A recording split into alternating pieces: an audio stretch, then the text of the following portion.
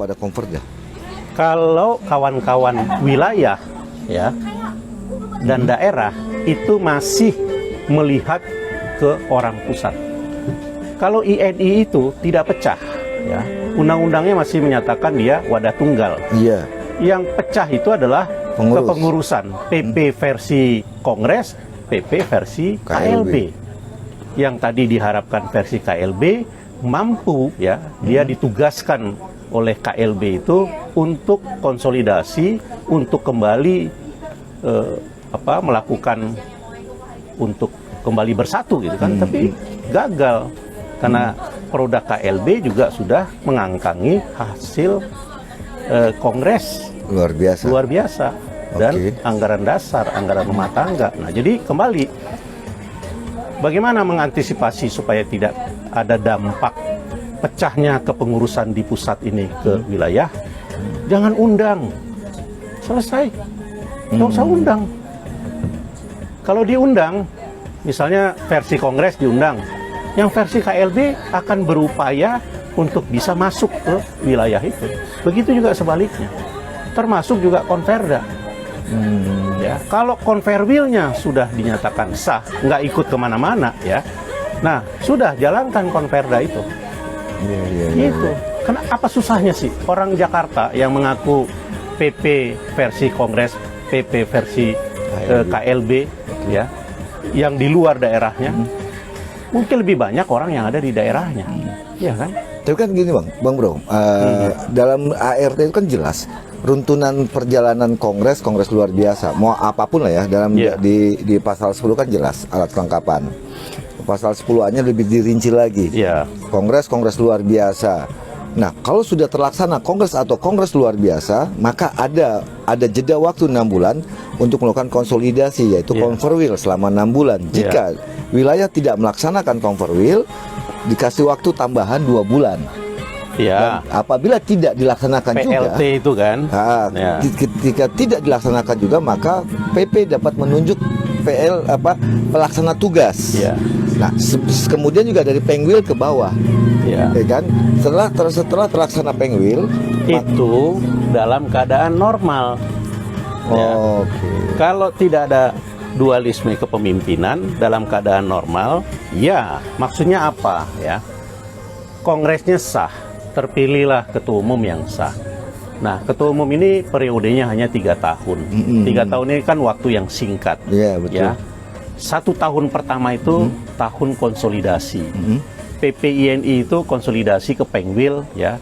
Itu kurang lebih 6 bulan. Ya, 6 bulan yang seharusnya itu adalah 3 bulan plus 2 bulan. 3 bulan plus 2 bulan. Nah, 2 bulan itu untuk meminta kepada Pengwil itu segera melakukan konsolidasi. Ya, kalau tidak dia lakukan juga di akhir bulan ke-2 itu, ya, di akhir bulan kedua itu dia tunjuk PLT supaya apa? Supaya roda organisasi di wilayah itu tetap berjalan dan supaya tidak terjadi expired, ya kan? Berakhir periode expired. Ya sama lah kayak kita lihat di lingkungan kita ada PJ wali kota, ada PJ gubernur, ya kan? Kenapa? Karena sudah berakhir periodenya. Nah, mekanismenya apa? PJ. Nah, kalau di kita mekanismenya apa? PLT. Tidak boleh vacuum of power. Nah, sekarang yang jadi permasalahan awal, PPINI yang lama itu sudah expired dan tidak ada mekanisme yang menyatakan dia dikukuhkan kembali sebagai PLT atau sebagai PJ kalau di kepala daerah. Dan semua kita tahu itu salah, tapi cuman senyum-senyum saja. Terlaksana Kongres. Karena ini bukan sesuatu hal yang sederhana. Kan mereka bilang kan, gampang itu gampang. Nah, ini bukan sesuatu yang sederhana.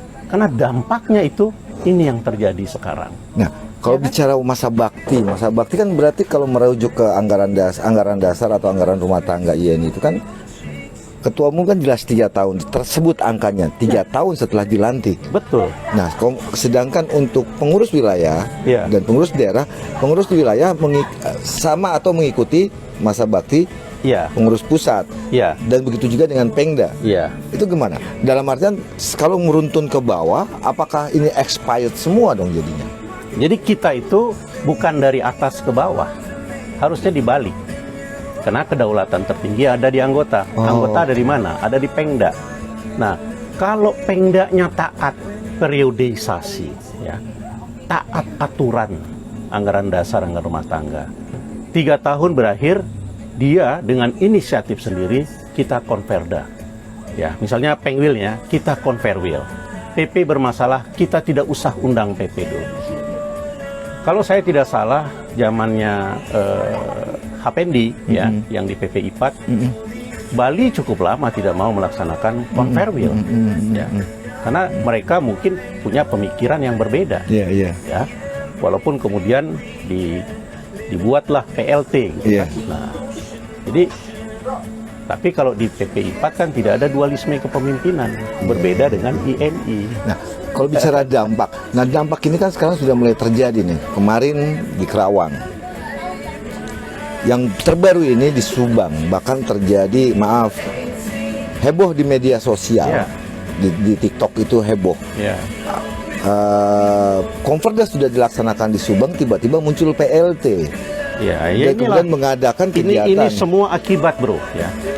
Ada kawan-kawan yang bilang statement yang disampaikan oleh Dirjen, yang disampaikan oleh Kementerian Hukum dan HAM, oh itu nggak benar, oh itu salah. Ya. Ya.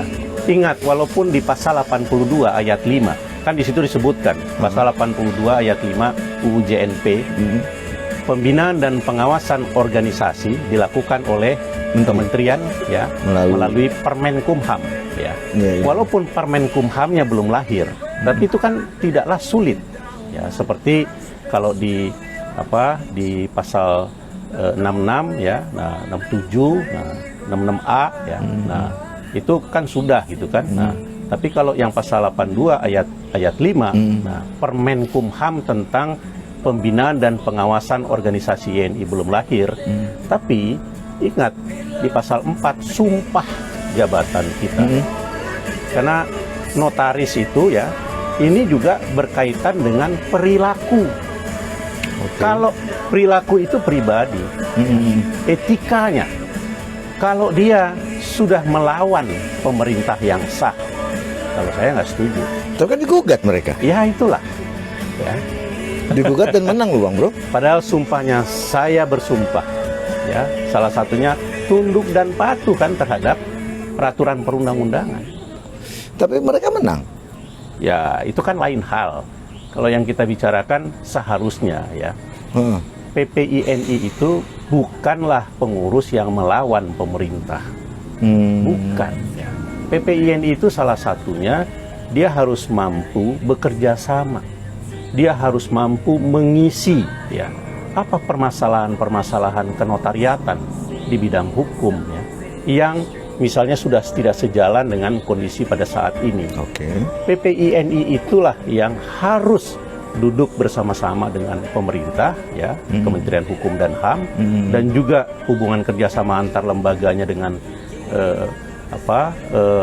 instansi lain termasuk ke DPR. Nah, salah satu contoh, ya, misalnya sekarang nih yang lagi marak kan yang diperjuangkan kawan-kawan itu usia 70 tahun. Ya, saya sedih gitu, ya.